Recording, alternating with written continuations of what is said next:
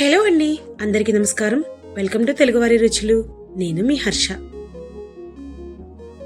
Non veg ప్రియులకి special recipe. సండేనా మండేనా అని ఎదురు చూస్తూ ఉంటాం నాన్ వెజ్ కోసం. చికెన్, మటన్, ఫిష్ చెప్పుకున్నా పోతే చాలానే ఉంటవి.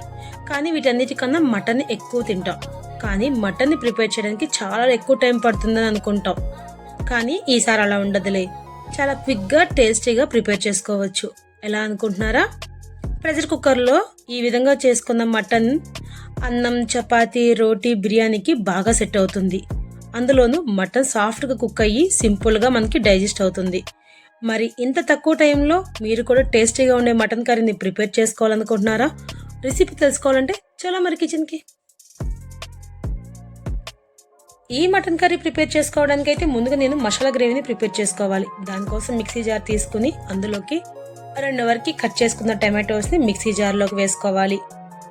టమాటోస్తో పాటు 10 జీడిపప్పు అండ్ 2 స్పూన్ల గసగసాలను కూడా ఈ మిక్సీ జార్లోకి వేసుకోవాలి.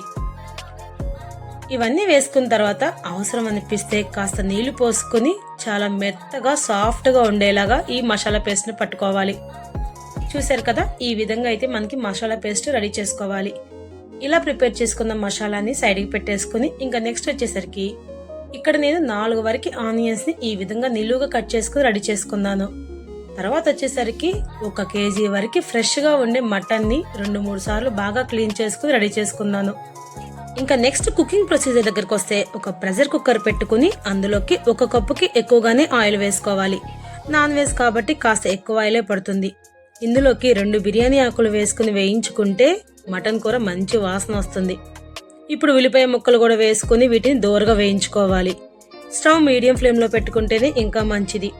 ఇలా మీడియం ఫ్లేమ్లో ఉండడం వల్ల ఉల్లిపాయ ముక్కలు బయట లోపల మంచిగా మగ్గుతాయి, పచ్చివాసన కూడా పోతుంది. చూస్తున్నారు కదా, ఈ విధంగా మనకి ఉల్లిపాయలను అయితే వేయించుకోవాలి. ఇంకా ఇందులోకి 4 వరకు పచ్చిమిర్చి తీసుకుని వాటిని చీలికలుగా చేసుకుని వేసుకోవాలి. వీటితో పాటు అప్పటికప్పుడు ఫ్రెష్గా ప్రిపేర్ చేసుకున్న అల్లం వెల్లుల్లి పేస్ట్ని కూడా 1 స్పూన్ వరకు వేసుకుంటున్నాం. అల్లం వెల్లుల్లి పేస్ట్ కంపల్సరిగా నాన్ వెజ్ ఐటమ్స్కి అప్పటికప్పుడు ప్రిపేర్ చేసుకుంటేనే కర్రీ మంచి రుచిగా ఉంటుంది.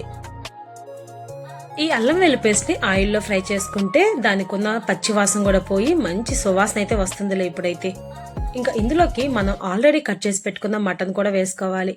మటన్ వేసుకున్న తర్వాత ఇంకొకసారి బాగా మిక్స్ చేసుకోవాలి. ఇక్కడ మటన్ కాస్త ఎక్కువగానే ఆయిల్లో వేగనివ్వాలి. అప్పుడైతేనే మటన్ కొన్న నీచు వాసన చాలా వరకు పోతుంది. ఇంకా వీటితో పాటు మనం 1/2 స్పూన్ పసుపు, అదేవిధంగా టేస్ట్ సరిపడేంత సాల్ట్ కూడా వేసుకొని మటన్ని ఇంకొకసారి బాగా కలుపుకోవాలి. ఇంకా సాల్ట్ వేసిన తర్వాత కంపల్సరిగా మూత పెట్టి దీన్ని మనం ఒక 10 నిమిషాల పాటు మీడియం ఫ్లేమ్లో పెట్టుకుని కుక్ చేసుకోవాలి. అప్పుడైతే సాల్ట్ వేసిన తర్వాత మటన్ నుంచి వాటర్ రిలీజ్ అవుతుంది. ఆ వాటర్తోనే మటన్ చాలా వరకు మంచిగా మగ్గుతుంది. చాలా మంది ఈ మటన్ కర్రీ ప్రిపేర్ చేసేటప్పుడు మటన్ చాలా తొందరగా కుక్ అవ్వడం కోసం అందులోకి పపాయాని, అదే విధంగా ఎండు కొబ్బరిని వేసుకుంటారు. కానీ అవేమి వేసుకోకుండానే ఇలాంటి కుక్కర్లో ట్రై చేయండి. చాలా ఫాస్ట్గా, ఎంత ముదురు మటన్ అయినా సరే చాలా తొందరగా సాఫ్ట్గా కుక్ అవుతుంది. అదేవిధంగా ఎంతో టేస్టీగా ఉంటుంది. ఇంకా మటన్ కర్రీ దగ్గరకు వచ్చేస్తే మటన్ నుంచి మనకి రిలీజ్ అయిన వాటర్ మొత్తం ఇంకిపోవాలండి. అదేవిధంగా మటన్ నుంచి ఆయిల్ ఈ విధంగా తేలాలి. చూస్తున్నారు కదా ఆయిల్ ఎలా తేలుతుందో. ఇలా ఆయిల్ తేలుతున్నప్పుడే మనం ఆల్రెడీ ప్రిపేర్ చేసుకున్న మసాలా గ్రేవీని కూడా ఈ మటన్లోకి వేసుకోవాలి.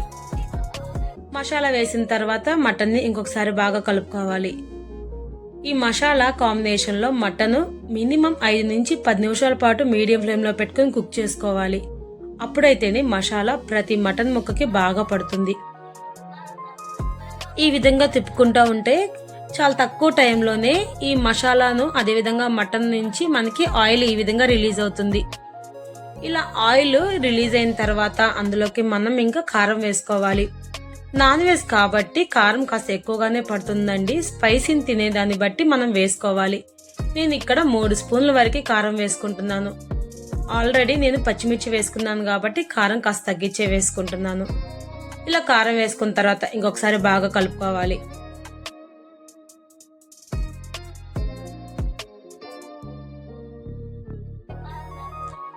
కారం కారం మటన్కి బాగా పట్టిన తర్వాత ఇప్పుడు ఇందులోకి 2 గ్లాసుల వరకు ఎక్స్ట్రా వాటర్ని పోసుకుంటున్నాను. వాటర్ని పోసుకున్న తర్వాత ఇప్పుడు ప్రెషర్ కుక్కర్ మూత పెట్టుకుని ఇందులో మీడియం ఫ్లేమ్లో పెట్టుకుని 4 విజిల్స్ వచ్చేంత వరకు మనం దీన్ని కుక్ చేసుకోవాలి. మనకున్న మటన్ క్వాంటిటీ చాలా తక్కువే కాబట్టి జస్ట్ 4 విజిల్స్ వస్తే సరిపోతుంది. మటన్ ఈ 4 విజిల్స్లోనే బాగా కుక్ అవుతుంది. ఇంకా 4 విజిల్స్ తర్వాత స్టవ్ ఆఫ్ చేసుకుని స్టీమ్ పోయిన తర్వాత చెక్ చేస్తే మటన్ అయితే సాఫ్ట్గా అవుతుంది. కానండి ఇక్కడ మనం పోసిన ఈ వాటర్ అనేది చిక్కగా రాదు. సో ఇప్పుడు మూత తీసి మరి ఒక 10 నిమిషాల పాటు, అంటే మనకి ఎలాంటి చిక్కదనం కావాలో ఈ మటన్ కూరకి అంత చిక్కదనం వచ్చేంత వరకు మూత లేకుండానే మనం కుక్ చేసుకుంటున్నాం. ఇలా కుక్ చేసుకోవడం వల్ల మటన్లో ఏమన్నా ఇంకా నీచు వాసన ఉంటే కంపల్సరీగా పోతుంది. ఇలా ఉడుకుతున్నప్పుడే ఇందులోకి మనం గరం మసాలాని అదేవిధంగా కొత్తిమీరని వేసుకోవాలి. నేను ఇక్కడ 1.5 స్పూన్ వరకు మటన్ మసాలాను వేసుకుంటున్నానండి. అదేవిధంగా కొత్తిమీరను కూడా కట్ చేసి వేసుకుంటున్నాను.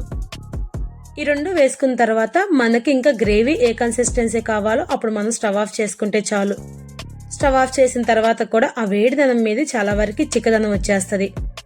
చూసారు కదండి, ఎంతో సింపుల్గా చాలా ఫాస్ట్గా మనకి కావాల్సిన మటన్ కర్రీని ఎలా ప్రిపేర్ చేసుకున్నామో.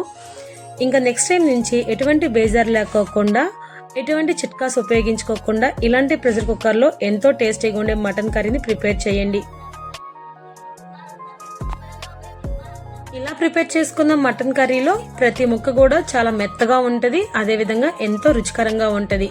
సో ఫైనల్లీ మనకి గుమగుమలాడే మటన్ కూర అయితే రెడీ అండి. ఇంకా దీన్ని మనం చపాతీ, రైస్, బిర్యానీ, పుల్కా ఐటెం ఏదైనా కానీ మన మటన్ కర్రీ చాలా పర్ఫెక్ట్ గా సెట్ అవుతుంది. ఏంటండి, మీకు కూడా ఇదే రకమైన మటన్ కర్రీని టేస్ట్ చేయాలనుకుంటున్నారా? మరి రెసిపీని ఫాలో అయిపోండి. అదేవిధంగా మా ఛానల్ని ఫాలో చేయండి, సబ్స్క్రైబ్ చేయండి. థ్యాంక్ యూ ఫర్ వాచింగ్ అండి. ఇంకొక వీడియోతో మళ్ళీ మీ ముందుకు వచ్చేస్తాం.